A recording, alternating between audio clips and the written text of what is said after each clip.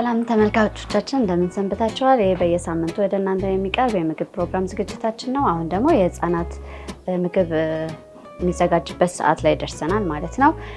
በባለፈው ቪዲዮ ላይ የስኳር ድንች ከዛ ደግሞ የካሮት አሰራር አሳይቻችኋለሁ። ዛሬ ደግሞ ከፍራፍሬዎች አንዱ የሆነውን ሙዝ ነው ይዤላችሁ የመጣሁት። ሙዝ ለልጆች እንደ መጀመሪያ ምግብ ማለትም ከ6 ወር ጀምሮ መስጠት የምንችለው ምግብ ነው። ብዙ ሰው ግን ይከብዳቸዋል፣ ጥሩ አይደለም ይላል። ግን አይደለም፣ ሙዝ ለልጆች ተመራጭ ምግብ ከሚባሉት የመጀመሪያ ምግቦች አንዱ ነው ማለት ነው።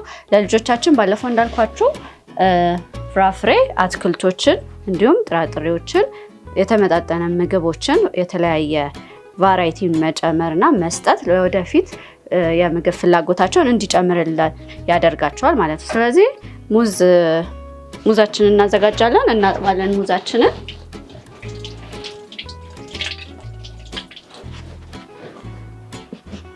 ከዛ ሙዛችንን እንልጣለን። ሙዝ እንግዲህ በውስጡ ፖታሺየም አለው፣ ፋይበር አለው እና ደግሞ ለስላሳ ስለሆነ በቀላሉ ይፈጭላቸዋል ማለት ነው። ይህንንም ቀጠን አድርገን በደንብ ፈጭተን ነው የምንመግባቸው ማለት ነው። እንግዲህ ለልጆች ያው ቤታችን ውስጥ ቀለል ባለ ነገር ምግብ አዘጋጅተን መስጠት እንችላለን። ሙዝ ብዙ ወጪ የሚጠይቅ ነገር አይደለም። ግማሽ ሩብም ገዝተን መስጠት የምንችለው ነው። ግን ለልጆች በጣም ጠቃሚ የምንለው ምግብ ነው ማለት ነው። ስለዚህ ሙዛችንን ያዘጋጀነውን በእቃ ላይ እናደርግና በሹካ እንፈጨዋለን ማለት ነው።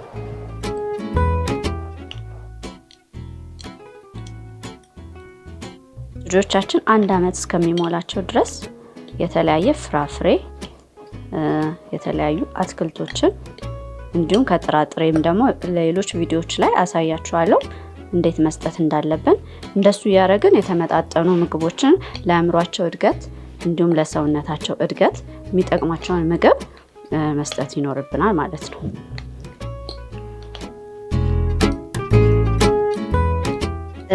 ልጆቻችሁን ስትመግቡ እሱ ይሄን አይወድም ይሄን አይመገብም እያላችሁ አትስጧቸው።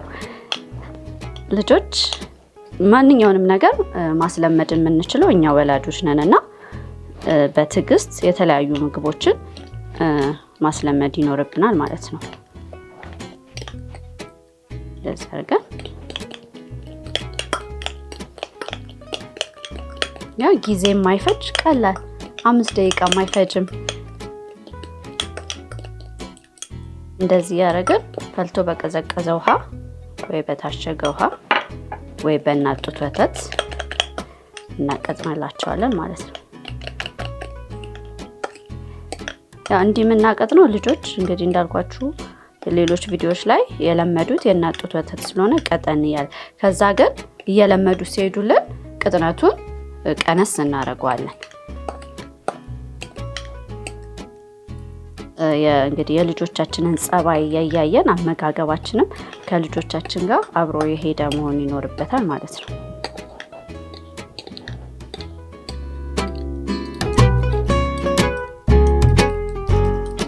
የመጀመሪያ ሲመገቡ እንዳልኳችሁ 1 ማንኪያ 2 ማንኪያ ከዛ ደግሞ በቀን 2ቴ ደግሞ ከፍ ሲሉ ወደ 7 ወር 8 ወር ሲጠጉ ደግሞ በቀን 2ቴ የልጆቻችንን ፍላጎት በደንብ ማየትና ማጥናት ይኖርብናል ማለት ነው።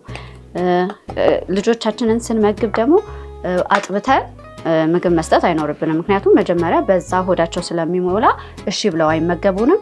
ስለዚህ ትንሽ አቆይተን ከማጥባታችን በፊት ምግቦችን እንሞክራቸዋለን ማለት ነው። ከዛ በኋላ ወደ ማጥባት ወይ ደግሞ ወደ ሌላ ወተት መስጠት እንሄዳለን ማለት ነው።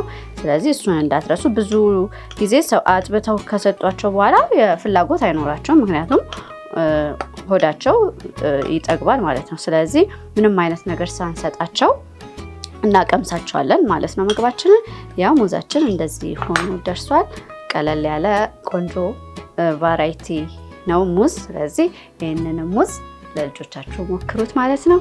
የሚቀጥለው ቪዲዮ ላይ እስከምንገናኝ ሰላም።